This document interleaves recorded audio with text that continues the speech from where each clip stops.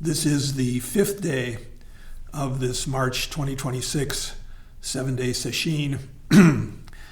Going back to Ajahn Chah, the book Everything Arises, Everything Falls Away, Teachings on Impermanence and the End of Suffering, translated by Paul Breiter.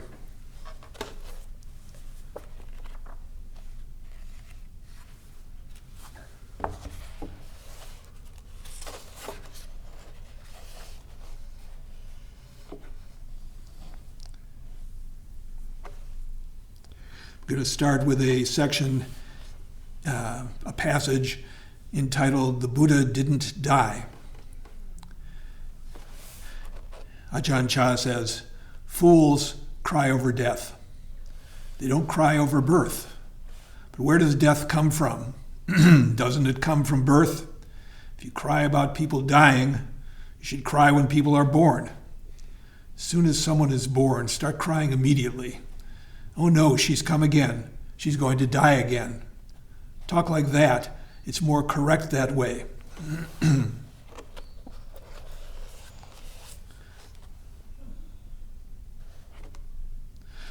Comedian Louis C.K. Once talked about getting a dog for the family and gathering the kids and said, "Kids, someday we're going to cry. Birth and death. Inevitable loss."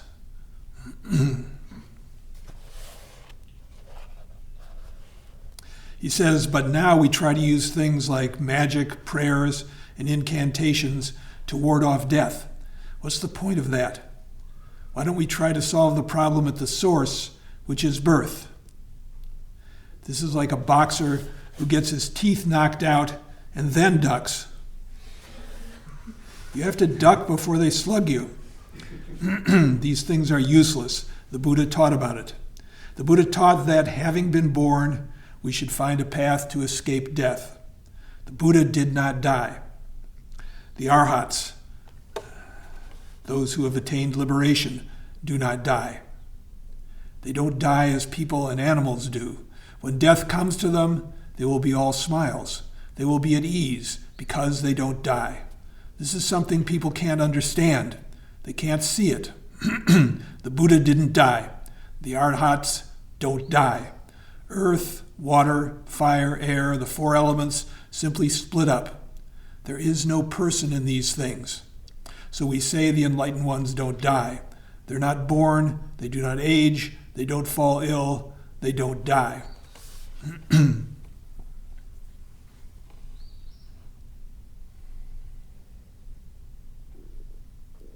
This is no self. There's no one there to die. Certainly the Buddha died, in literal terms. Buddha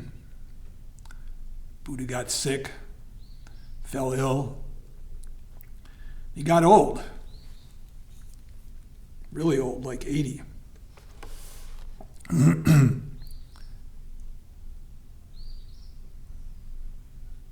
They are not born, they do not age, they don't fall ill, they don't die. Craving, anger, and delusion are not born in them anymore. While they are still living, their bodies are not theirs or themselves. These are heaps of the earth, water, fire, and air. And when those things simply break up and disperse. They don't hold to there being any person in them. Those things don't affect them, so we say they don't die. But we depend on these heaps. We call them a person. We believe them to be ourselves and others, and when they break up, we think that we die, and so we suffer. The enlightened ones do not suffer over this. Dirt, they call it, a pile of dirt. By seeing that there are only earth, water, fire, and air, they conquer death.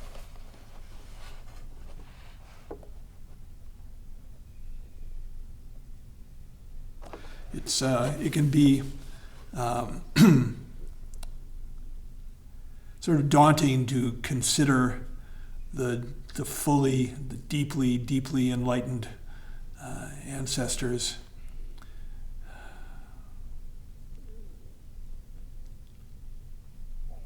But the fact of the matter is, even a sincere practitioner facing death, can do so with remarkable grace.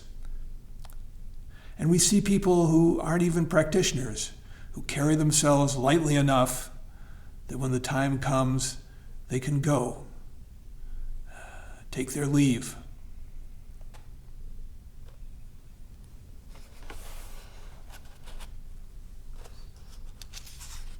Seen examples of this just in the past year, Sangha members who have died.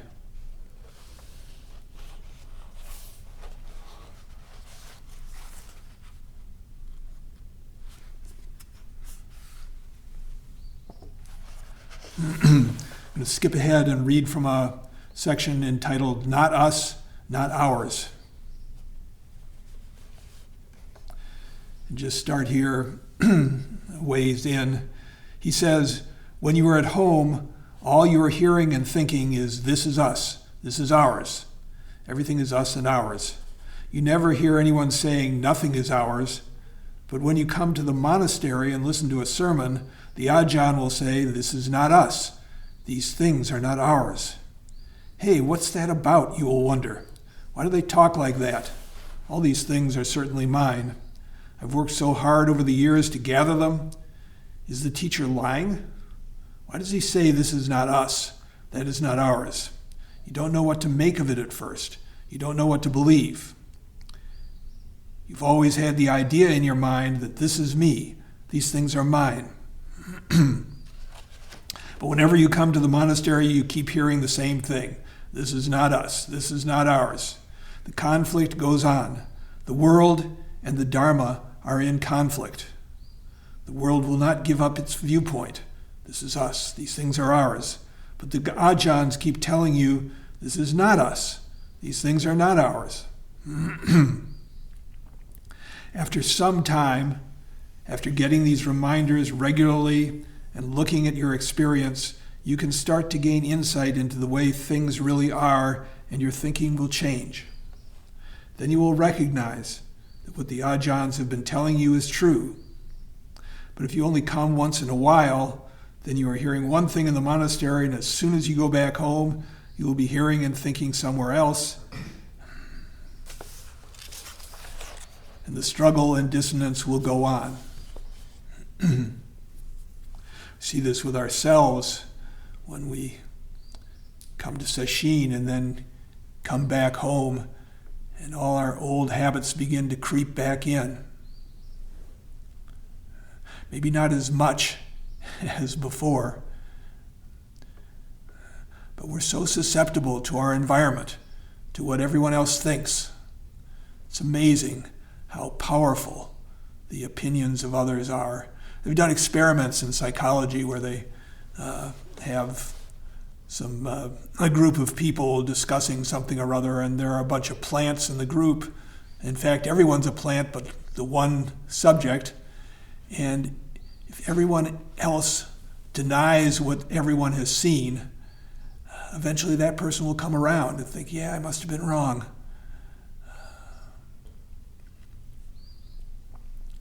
So much of what we are and what we think and what we have has just been picked up from our parents, from our peers, from our society.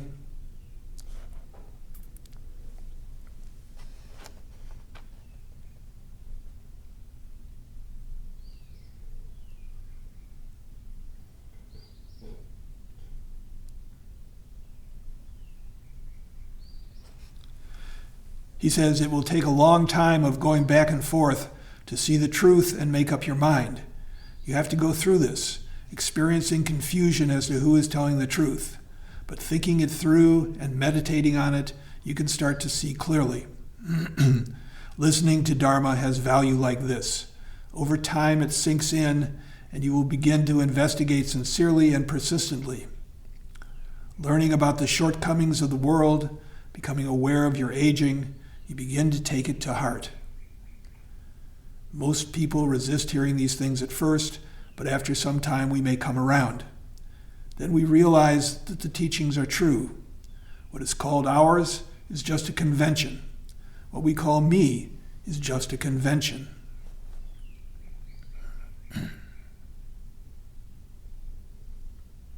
Consider the things you have at home. Does anything ever break or get lost? Do things change? This is an example to help you see. If they are yours, why don't they obey what you tell them? And never mind these external possessions. How about your own body? Why do you get sick? If you're really the owner of your body, why would you let it get sick? The body is only earth, water, fire, and air. But having been born into these bodies, we believe they are really ours, and so we are always struggling with them, with these impermanent phenomena. We're always worrying about how these bodies look to other people.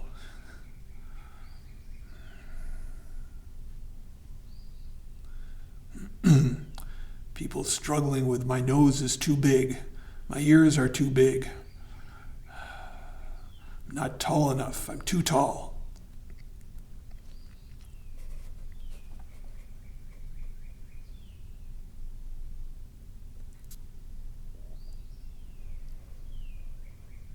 And then some people, as they get old, struggle with that.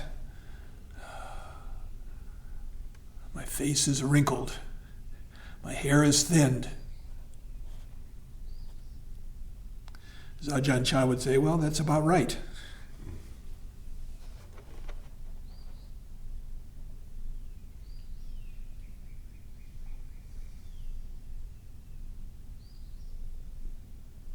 There's no way we can win. We're always meeting with defeat, and in the end we separate from them, from our bodies. We can't negotiate the time of our death. We can't say, let my children grow up first, let me make some money first. You can't do that. When the time comes, that's it. But what will become of my family? Who will support my spouse and children? Who will take care of my parents? It's no use. Death doesn't ask you about these matters first. If we think about this, we will approach and enter the Dharma genuinely. It's like seeing a poisonous snake, such as a cobra, that comes slithering along. It has a lot of poison, and if we don't know what it is, or we don't see it, we won't be cautious of it, and we might step on it and be bitten. We know what a cobra is. We know it's poisonous. When we see one coming, we recognize it and don't go close to it. Keep a safe distance, and then we won't be harmed. Even though the snake is poisonous, we aren't affected. We leave it alone and protect ourselves. The poison's still there, but it's as if it weren't, and we don't have to suffer. Like this, we recognize what is harmful and we stay away from it. Body and mind are their own sort of poisonous snakes. Have you ever noticed this? When your body is healthy and strong, you're exuberant. The stars are in my favor. But sometimes you're tormented by illness or pain and you moan, oh man, what kind of karma is this? That's a poisonous snake. It's the same for the mind. If things are going well, you're pleased and feel that life isn't bad. Then something upsets you and you may lose sleep over it, lying in bed with your tears flowing. It's poisonous like this. The snake is biting us, but we aren't aware of it.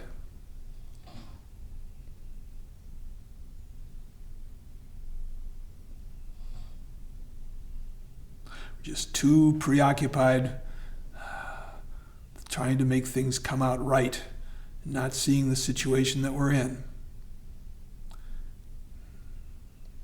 Clinging to things that are uncertain, unstable, impermanent. Ajahn Chah says, the Buddha wanted us to study Dharma to know our own minds and bodies. Every morning in the monastery chanting service we recite, bodily form is impermanent, sensation is impermanent, perception is impermanent, thinking is impermanent, consciousness is impermanent. These are the 5 skandhas in the Buddha's teaching. More usually form, feeling, perception, mental formations or thoughts, and consciousness.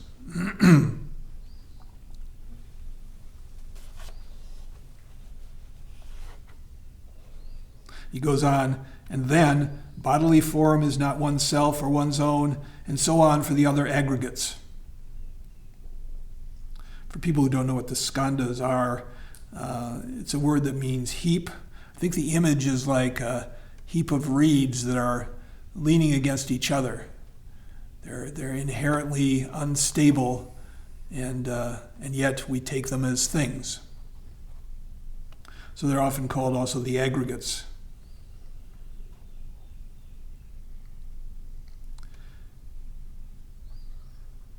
Bodily form is not oneself or one's own, and so on. Throughout mind and body, there is nothing but impermanence. There's nothing that is us or ours, existing and then gone, appearing and passing away. This is the way it is at all times and in all places. People will hear the words, "nothing is mine," and they'll get the idea they should throw away all their possessions. With only superficial understanding, people will get into arguments about what this means and how to apply it. But this is something to contemplate carefully. This is not myself. Doesn't mean you should end your life or throw away your possessions. It means you should give up attachments. There's the level of conventional reality and the level of ultimate reality. Supposition and liberation. Conventional and ultimate. On the level of convention, there's Mr. A, Mrs. B, Mr. M, Mrs. N, and so on. We use these suppositions for convenience in communicating and functioning in the world. The Buddha did not teach that we shouldn't use these things, but that we shouldn't be attached to them as something ultimately real. We should realize that they are empty. Of course, that realization can go deep or stay superficial. I think all of us understand this intellectually. To get it deep, to get it into your body, is another matter. It's a gradual process. The more we sit, the more we empty the mind, the more we see how we are. Stop looking away. Stop focusing on escaping, trying to make things right, find a safe harbor for a little while. The more we open up to our lives, the more this begins to make sense, begins to affect how we move through life, how we treat other people, how we meet with disaster, difficulty, with success, with praise and blame.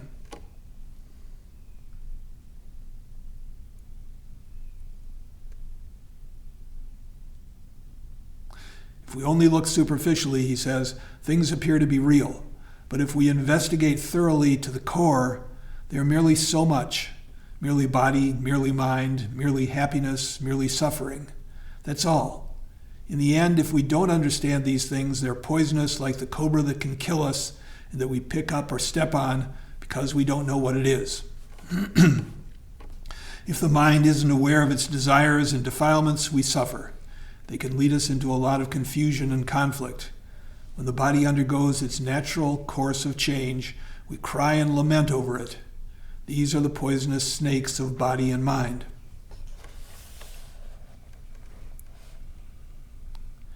The terrible sufferings that people experience are only products of their own minds. Some people are very fearful. It's because they let their minds run wild, thinking things over excessively. You could say perseverating. When they're alone and at some dark place, they may become terrified, thinking of ghosts or whatever. They may jump up and run away. It's only thinking that makes them run.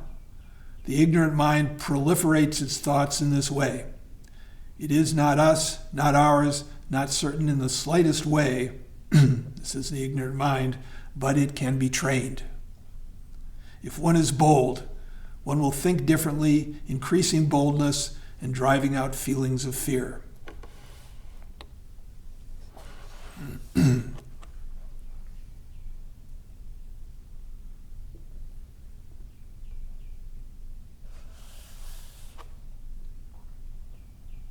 Remember fears like this when I was younger. Alone in a house at night. Even once walking along the road in the dark at the Gratwick place when we were having sesshin, just suddenly felt really afraid.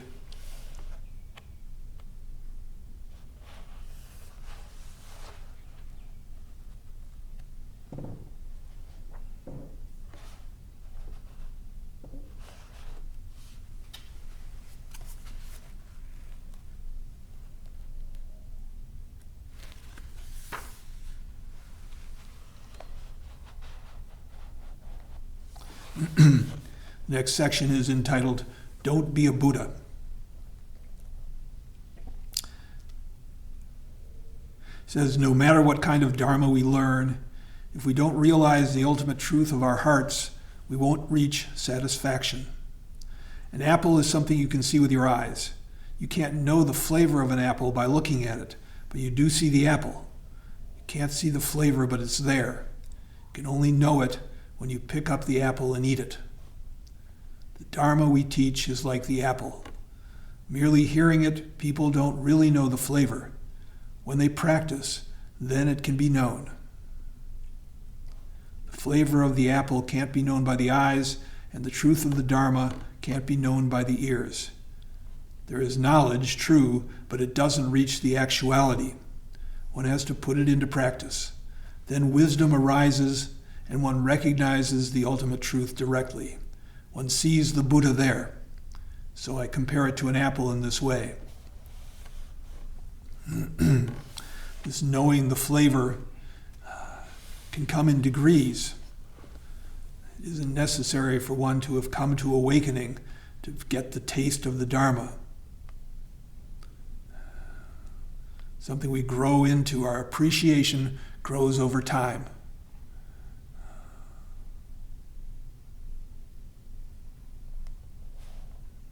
It's a good apple. In order to help his disciples realize the Dharma, the Buddha taught a single path, but with different approaches and characteristics.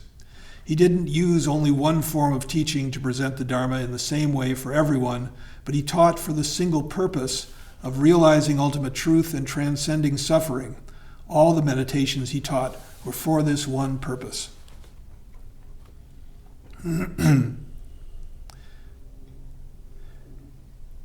And skipping ahead a little, people don't look at themselves. They don't really know what's going on in life. How do you stop this delusion? People believe this is me, this is mine. If you tell them about not self, that nothing is me or mine, they immediately want to argue the point. Even the Buddha, after he attained awakening, felt weary at heart when he considered this. When he was first enlightened, he thought it would be too hard to explain the way to others. But then he realized that such an attitude was mistaken. If we don't teach such people, who will we teach? This is my question when I used to ask myself at those times I got fed up and didn't want to teach anymore. Why should we teach if we don't teach who would we teach if we don't teach the deluded? There's really nowhere else to go. When we get fed up and want to run away from others, we are deluded.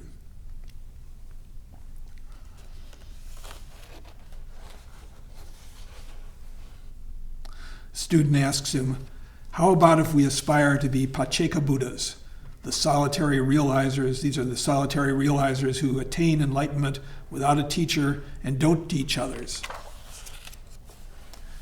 And Ajahn Chah replies, such terms are merely metaphors for states of mind, but being something is a burden. Don't be anything. Don't be anything at all. Being a Buddha is a burden. Being a Pacceka is a burden. Just don't desire to be. I am Mr. Smith. I am a venerable monk. That way is suffering, believing that you really exist thus. Mr. Smith is merely a convention. Monk is merely a convention. This is really deflating the ego.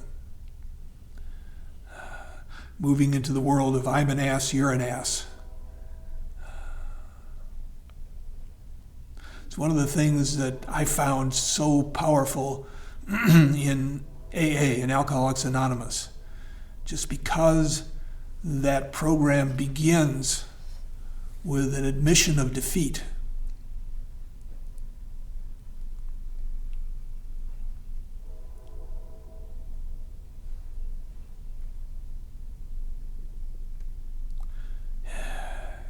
cuts us down to size. That feeling of humility. One of the things I used to hear in AA, which I always really liked, was people would say, I'm just, or you're just a garden variety drunk. We all have our stories. We all have our weak points. All our preening and attempts to present our best self are really useless. I found I had to give up Facebook at some point. It just became too painful. Without knowing it, we begin to posture. People having a conversation in front of everybody in their friend list. It's just ridiculous. He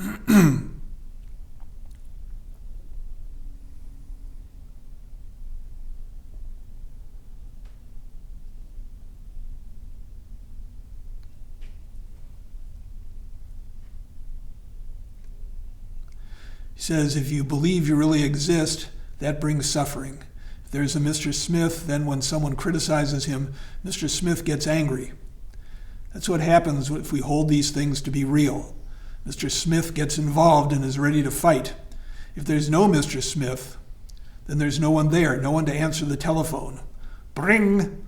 Nobody picks it up. You don't become anything. No one is being anything, and there is no suffering.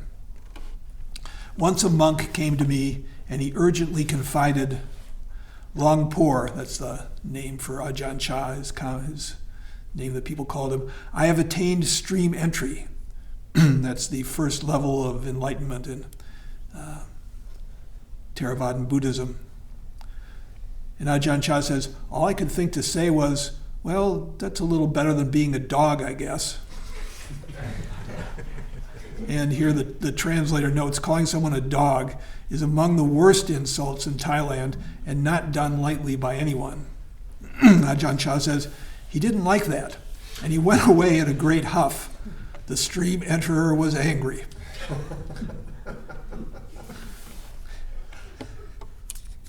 There's a story which I love to relate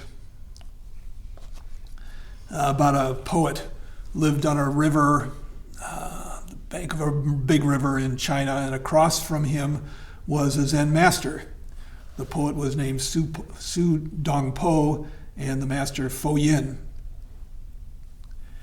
And one day, Su Dongpo came across the river to see his friend, the Zen master. No one was there, and so he sat down and wrote a little note, a little poem, and left it. And the poem said, I bow my head to the heaven within heaven.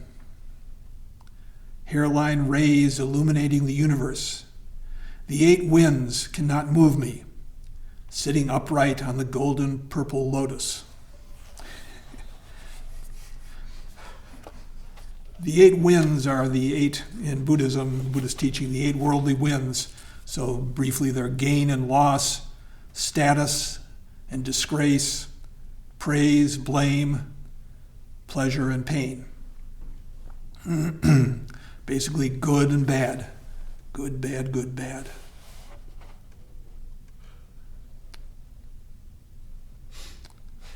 So Fo Yin took the poem and scribbled the character for fart on it and sent it across the river. And when Su Dongpo saw that, he was in a huff. He hopped in his boat and came across the river steaming and said, Master, it's all right if you don't compliment my poem, but we have been friends for so long. How could you do this? And the Zen master said, do what? What? And he showed him the scribbled character, fart, and the master laughed heartily and said, the great Buddhist Su Dongpo has been blown across the river by a puff of wind from the anus.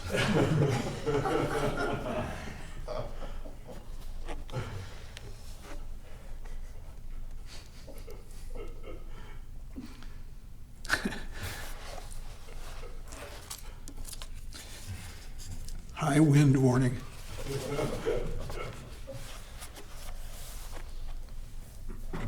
Ajahn Chah goes on, if we believe ourselves to be something or someone, then every time the phone rings, we pick it up and get involved. How can we free ourselves of this? We have to look at it clearly and develop wisdom so that there is no Mr. Smith to pick up the telephone. If you are Mr. Smith and you answer the telephone, you will get yourself involved in suffering, so don't be Mr. Smith. Just recognize that these names and titles are on the level of convention. Someone calls you good, don't be that. Don't think I'm good. Someone says you're bad, don't think I'm bad. Don't try to be anything. Know what's taking place. But then don't attach to the knowledge either, thinking I am someone who is aware.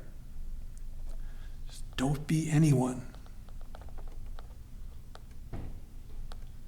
Don't take your eye off the ball. Be present, be awake. It is hard, praise and blame.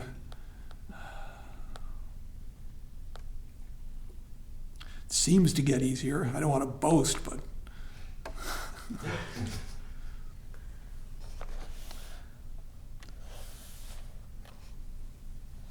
it can get better. It says, people can't do this. They don't know what it's all about. I like to use the analogy of upstairs and downstairs. When you go down from upstairs, you're downstairs, and you see the downstairs. When you go upstairs again, you see the upstairs. The space in between, you don't see. It means nirvana is not seen. See things as good, or we see them as bad. Don't see that good and bad are really, essentially, no different. Caught on the surface. He says we see the physical form of things, but we don't see the grasping at upstairs and downstairs. That is becoming and birth. We live continually becoming something. The place without becoming is empty. When we try to teach people about the place that is empty, they just say there's nothing there. Real practice is required for it to be known. Or we could say we have to bite the apple.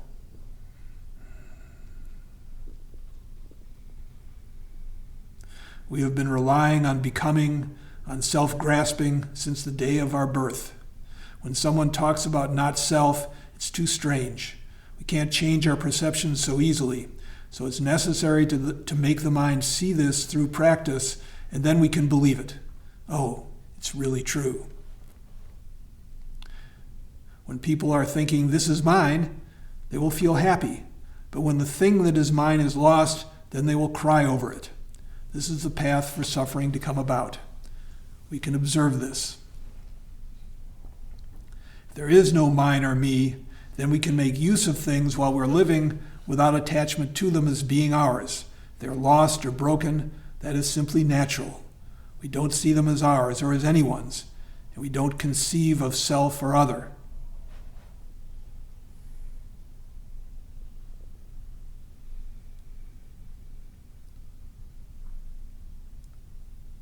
There's something that we can't lose.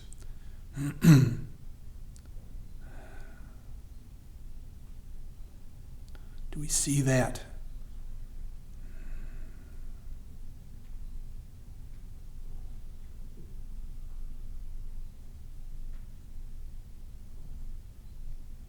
It says, I think what it comes down to is that people are afraid to change and afraid of death. Having been born, they don't want to die. But is that logical? It's like pouring water into a glass and not wanting it to fill up. If you keep pouring the water, you can't expect it not to be full. But people are born and don't want to die. Think about it. If people are born but never die, what will bring happiness? Will that bring happiness? If no one who comes into the world dies, things will be a lot worse. We would probably all end up eating excrement. Where would we all stay? It's like pouring water into the glass without ceasing, yet still not wanting it to be full. We really ought to think things through. If we really don't want to die, we should realize the deathless as the Buddha taught. Though you die, if you have the wisdom of realizing anatta, that is no self, it's as if you didn't die. Not dying, not being born, that's where things can be finished. Being born and wishing for happiness and enjoyment without dying are not at all the correct way, but that's what people want, so there's no end of suffering for them. True practitioners do not suffer. Ordinary practitioners still suffer. That's, of course, us, because they haven't yet fulfilled the path of practice. They haven't realized the deathless, so they still suffer. They're still subject to death.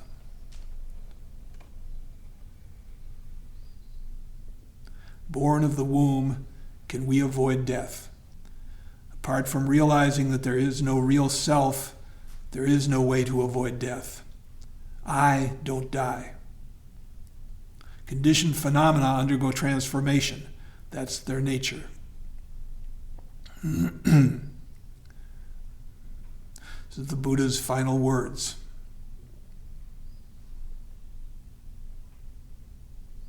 Conditioned phenomena undergo transformation following their nature.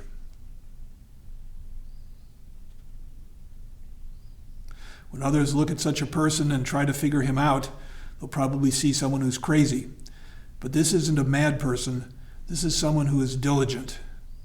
Such a person really knows what's useful in so many different ways. Going to stop here and recite the 4 vows.